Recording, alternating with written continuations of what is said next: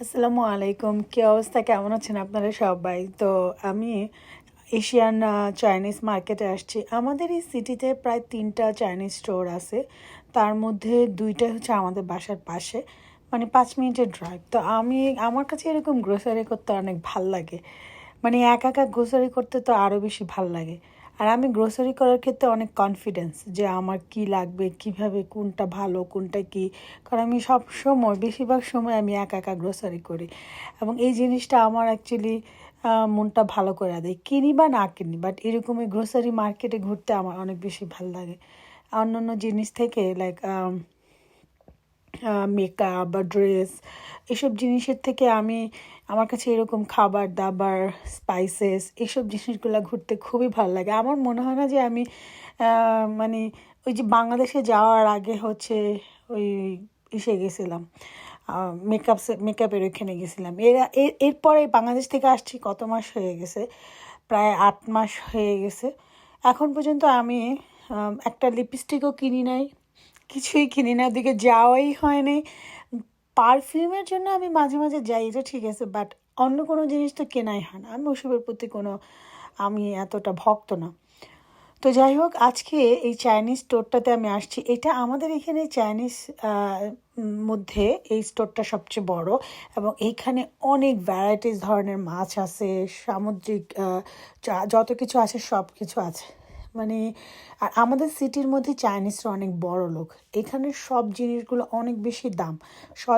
সচরাচর চাইনিজরা এই স্টোরটাতে বেশি আসে। আর আমার মতো কত লোক পাগল ছাগল যেগুলো আছে, ওইগুলো হচ্ছে এখানে আসে। মানে টাকা রুহুতে যা চায়, টাকা পয়সা কামায়া কি করবো, যদি যেটা খাইতে মন চায়, যেটা না খাইতে পারি, ওই বাড়ি ঘর কইরা না খায়া টাকা পয়সা জমায়া কি হইব লাইফে? ঠুস করে মইরা যাবো, মইরা গেলে শেষ। কে কি করব?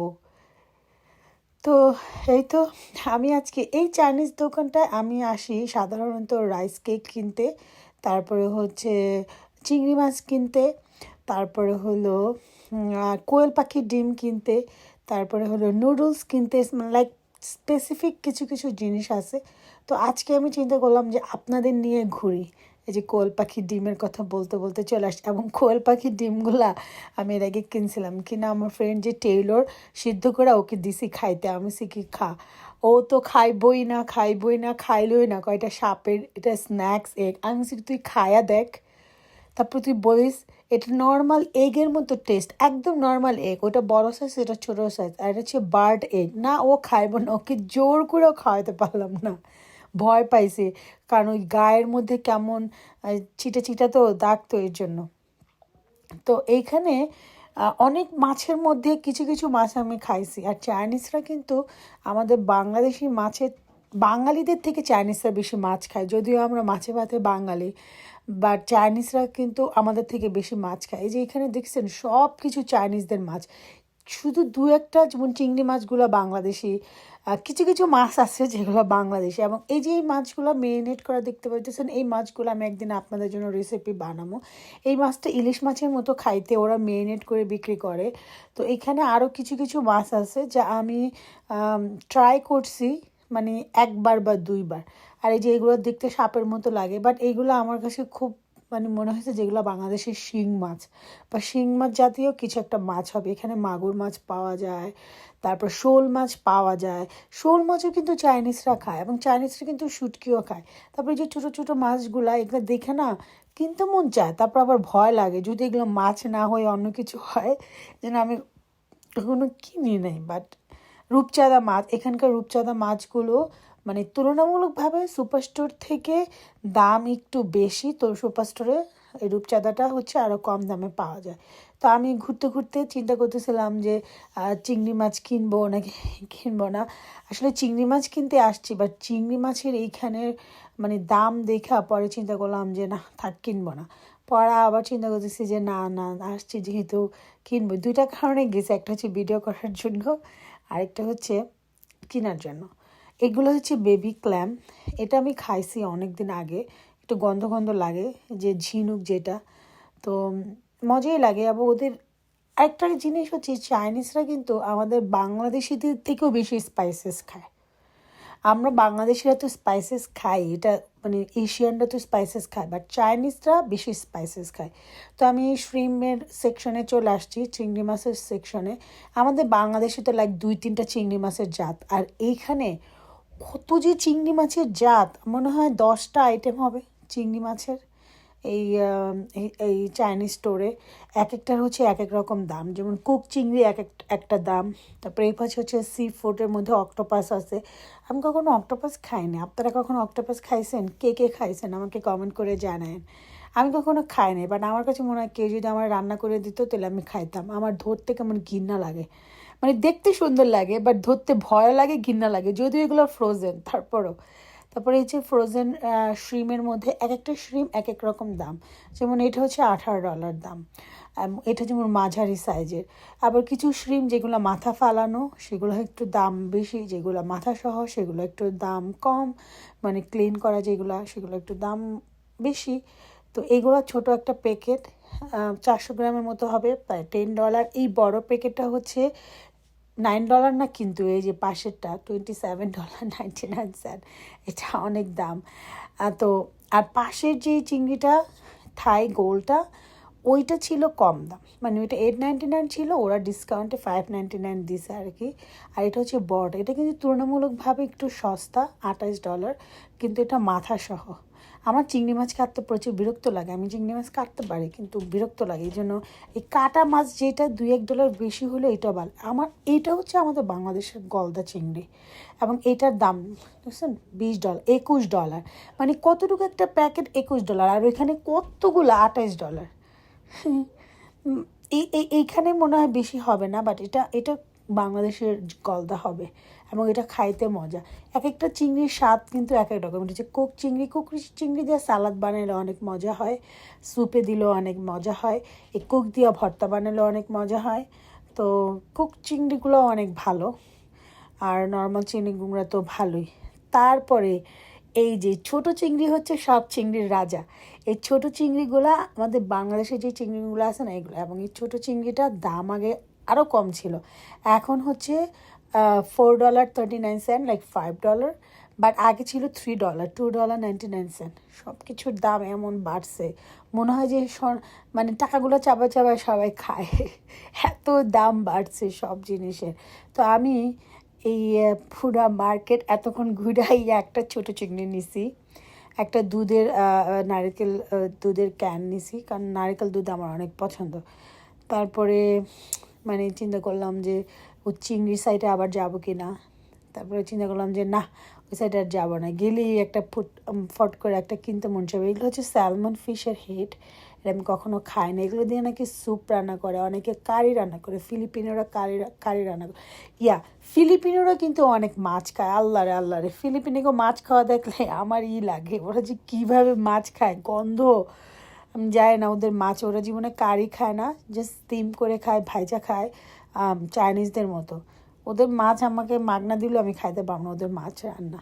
তারপরে ওদের এই এই চাইনিজ স্টোরটার মধ্যে আরও যা রামেন নুডলস থেকে শুরু করে হাজার ভ্যারাইটিস ধরনের নুডলস আছে, বাট আমি রামেন ছাড়া কখনো অন্য কোনো নুডলস ট্রাইও করি নি, ভয় লাগে যদি পর্ক থাকে বা কোনো কিছু থাকে। সো রামেনের মধ্যে শুধু হালাল লেখা থাকে, তো ওই কারণেই হচ্ছে রামেন নুডলসটা কেনা হয় চিকেন ফ্লেভারের। তো ঘুরে টুরে আবার সেই সেম জায়গায় আসছি, মনটাকে মানাতে পারতেছিলাম না যে না একটা ইউটিউব চ্যানেল লেগে একটা চিংড়ি মাছের একটা রেসিপি বানাবো, না একটা চিংড়ি মাছ নিয়ে নিই। তো আমি গ্রোসারি করার ক্ষেত্রে বললাম না অনেক কনফিডেন্স, যে আমি পে করবো, আমি কিনবো, যেটা মজা সেটা কিনবো।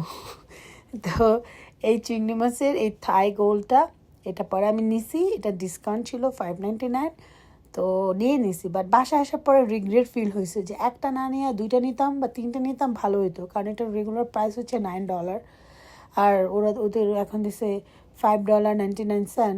সো নেওয়া উচিত ছিল, না সরি না না না ভুল হয়েছে, রেগুলার প্রাইস আরও বেশি ছিল, ডিসকাউন্টে হচ্ছে $8.99। তো যাই হোক, তো আমি পরে অবশ্যই সেইটা নিলাম থাই গোল্ড, এবং এই চিংড়িটা আসলেই খুব মজা ছিল।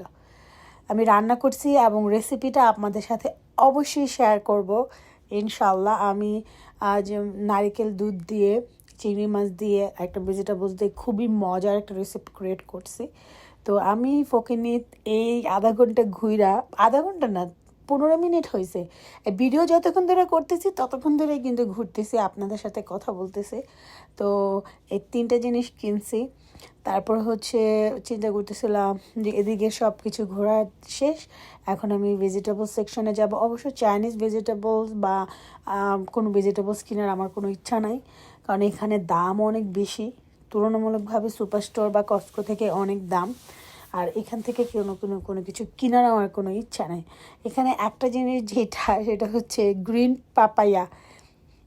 এই এই বাংলাদেশের যে গ্রিন পেঁপে, সবুজ পেঁপেটা বাংলাদেশে যে কি সস্তা ছিল, আর এইখানে কি যে দাম। আমি বাংলাদেশে এবার যাওয়ার পরে বলছি যে পপিয়াপা দেখেন, আপনাদের গাছে না পেঁপে ধরে দেখেন, এখানকার পেঁপে দেখছেন, পচা দশা পেঁপে $2.19 পার পাউন্ড। মানে একটা পেঁপের দাম হবে $6 থেকে $7 বা $10 হইতে পারে ওজন অনুযায়ী। এবং এই পেঁপেগুলো যে অর্ধেক ফালানো হয়ে যাইব পচা। আমি পেঁপে দিয়ে একটা রেসিপি অনেক দিন আগে অনেক দিন আগে, প্রায় 2-3 বছর আগে, আমার তো সব সময় খালি রেসিপি, আমার জীবনটাই গেল রেসিপির উপরে। লাইক টিভি ছাড়লেও রেসিপি, ইউটিউবে ফোন ছাড়লেও রেসিপি, যেখানে যে রেসিপি। তো আমি চয়নিকা চৌধুরীর একটা রেসিপি দেখছিলাম বাংলা ভিশন টেলিভিশনে। তো সেইখানে উনি একটা ভেজিটেবলসের একটা আইটেম করে, এটার মধ্যে মেন থাকে পেঁপে, গ্রিন পেঁপে। এবং ওনার এই ভেজিটেবলসটা আমি ওনার রেসিপিটা দেখার পরেই আমি বানাইছিলাম। উনি পেঁয়াজ দেয় না, পেঁয়াজ তেল ছাড়া একটা ভেজিটেবলস, খুবই মজার একটা ভেজিটেবলস। কিন্তু এটা আমি একবারই বানাইছিলাম, কারণ পেঁপের কারণে। পেঁপে এত দাম, এত দাম দিয়ে পেঁপে কিনা যদি আমি পেঁপে দিয়ে ভেজিটেবলস বানাই, আমার বাইর থেকে লাত্তি মারা বাইর করে দেবো, যে এত দাম যা দরকারই নেই। তো এইখানে এই চাইনিজ ভেজিটেবলসের মধ্যে আর যেটা আমার বাংলাদেশের দেশে, এটা হচ্ছে কাঁচা হলুদ। কাঁচা হলুদটা অনেক দাম। লেমন গ্রাস এটা সুপার স্টোরে সুপার স্টোরে কম দাম, এখানে বেশি দাম। যেহেতু এখানে চাইনিজ স্টোর, অবশ্যই বেশি দাম হবে। তারপরে এটার নাম আমি জানি না, এটা হচ্ছে বাংলাদেশের চাল কুমড়া। এটা কেমনে খায় আমি নিজেও জানি না, বাট এটার দাম দেখলাম কম। তারপরে এগুলো হচ্ছে গ্রিন বিন, কানাডিয়ান গ্রিন বিন, যেটা চাইনিজ গ্রিন বিন। আমগো বাংলাদেশের বরবুটি, বাট এই বরবুটিগুলো খাইতে খুব মজা, বাট অনেক দাম। হ্যাঁ, আমার না ভেজিটেবলস খাওয়া হয় না, আমার তো ভেজিটেবল খাওয়াই হয় না, মানে খাই না ভেজিটেবলস। ভেজিটেবলস খাওয়া হয়, রান্না করে ভেজিটেবলস খাওয়া হয় না। ভেজিটেবলস প্রচুর খাওয়া হয়। যে ঢ্যাঁড়সগুলো $5। আমাদের এইখানে সব জিনিসের এত ট্যাক্স কাটে, আমাদের এখানে 3টা ট্যাক্স কাটে। একটা হচ্ছে জিএসটি, পিএসটি, মানে প্রভিন্সিয়াল গভর্নমেন্ট একটা ট্যাক্স কাটে, তারপরে মেন গভর্নমেন্ট একটা ট্যাক্স কাটে, তারপর হচ্ছে আরেকটা হচ্ছে সেলিং কস্ট। তো 3টা মিলায়া, মানে যদি অ্যাকচুয়াল বাজার করা হয় $100, সেইখানে আমাদের সব ট্যাক্স মিলায়া $120 হয়ে যায়। এই হলো অবস্থা। এবং চাইনিজ স্টোরের মধ্যে আরেকটা ওদের আকর্ষণীয় জিনিস হচ্ছে ওদের হাঁড়ি পাতিল। আর আরেকটা হাঁড়ি পাতিলের মধ্যে সবচেয়ে ইন্টারেস্টিং ব্যাপার হচ্ছে ছেঁচুনি। আমার এই ছেঁচুনির এত শখ, অনেক শখ এরকম একটা ছেঁচুনির, বাট এত দাম। আমি মানে অনেক সময় চিন্তা করি কিনবো, আবার চিন্তা করি $70 দিয়ে একটা ছেঁচুনি কিনবো, এবার আবার কিনতে ইচ্ছা করে। আমি যখন হোম সায়েন্সে যাই, মাঝে মাঝে এরকম অনেক জিনিস দেখলে নোট করে আসি, যে ওটা মানে পয়েন্ট করে আসি ওটা কিনবো, পরে একসময় হুট করে যাই নিয়ে আসি। বাট বেশি দাম হলে ওটা কিনতেই লাগে, যে এত দাম দিয়ে জিনিসটা কিনবো। বাট আমার কি ছেঁচুনের অনেক একটা শখ ছিল অনেক দিন থেকে। ইনশাল্লাহ কিনবো একদিন। এগুলো হচ্ছে সব ওদের বেকিং অ্যান্ড স্টিম করার জিনিসপত্র। আমি চাইনিজ স্টোর থেকে কখনো কোনো জিনিস কিনি নাই। কিনছিলাম মনে হয় এরা গত বছর $20 দিয়ে একটা চামচ কিনছিলাম, সব কিছুই কেনা হয়ে গেছে আমার। রসুন নিছি 1 প্যাকেট। এই রসুনগুলো $11। তুলনামূলকভাবে আমার কাছে মনে হচ্ছে রসুনগুলো ভালো। একবার যদি ব্লেন্ডার করে রাখি 6 মাস আর রসুনের চিন্তা করতে হবে না। আর এখন তো ইউটিউব চ্যানেল হয়েছে, 2 দিন পর পরই রান্না করবো। নিয়ে নিয়েছি তোফু, নিছি একটা তোফুতে একটা রেসিপি বানাবো। কোকোনাট অয়েল দুধ নিছি, এটা দিয়ে চিংড়ি মাছ দিয়ে একটা রেসিপি করবো। আর হচ্ছে ছোটো চিংড়ি দিয়ে ভর্তা বানাবো। সবগুলো আপনাদের সাথে শেয়ার করব। আপনারা সবাই ভালো থাকবেন। আমি আজকের মতো আপনাদের কাছ থেকে বিদায় নিচ্ছি। হ্যাঁ, আল্লাহ হাফিজ, ভালো থাকেন, বাই।